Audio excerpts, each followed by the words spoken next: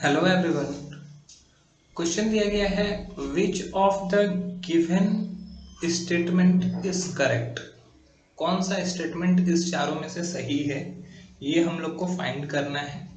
पहला दिया गया है boiling point of cis but two ene greater than trans but two ene. फिर दूसरा है boiling point of trans but two ene greater than cis but two ene. Boiling point of cis but two ene equals to trans but two ene और boiling point cannot be predicted. तो ये चार option दिए गए हैं। तो हर जगह पर जो बात हो रहा है वो सिस ब्यूट-टू-इन और ट्रांस ब्यूट-टू-इन का हो रहा है। तो हम लोग को पहले इस चीज का स्ट्रक्चर बना लेना चाहिए कि सिस ब्यूट-टू-इन किसको बोलते हैं। जैसे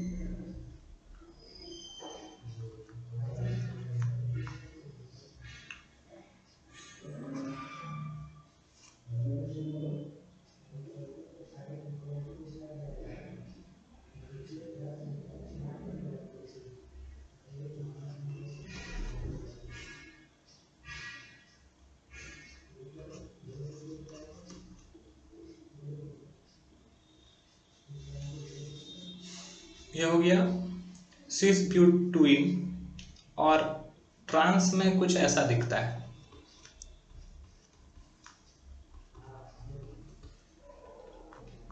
ये सिस ब्यूट-टू-इन और ट्रांस ब्यूट-टू-इन।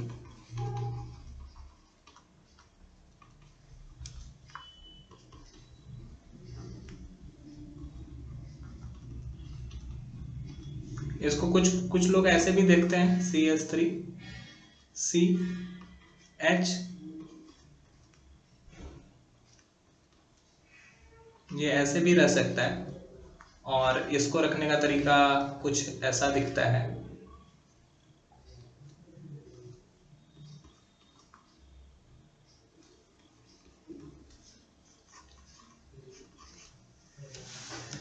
तो ये सिस ब्यूट-टू-इन और ट्रांस टू ब्यूट-इन है। तो डाइपोल मोमेंट के बारे में अगर बात किया जाए तो डाइपोल मोमेंट किसका ज्यादा आता है, क्योंकि डाइपोल मोमेंट पे ये बहुत ज्यादा डिपेंड है। डाइपोल मोमेंट सिस का ज्यादा होता है ट्रांस से।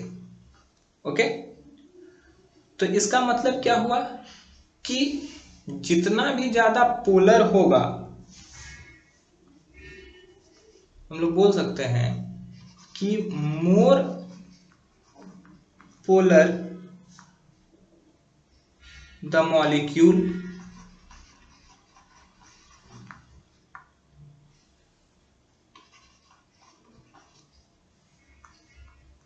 more is the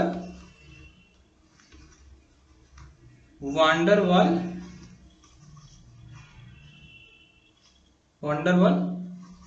force of attraction। देखो फोर्स ऑफ अट्रैक्शन अगर ज्यादा होगा, देखो ज्यादा पोलर सब्सटेंस है तो ज्यादा वंडरवल फोर्स भी लगेगा, उसका अट्रैक्शन भी ज्यादा होगा।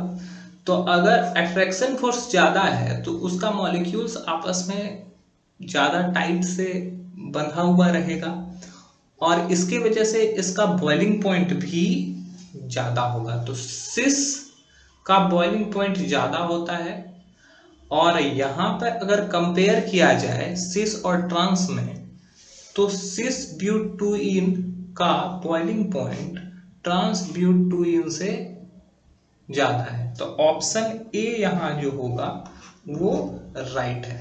That's all, thank you.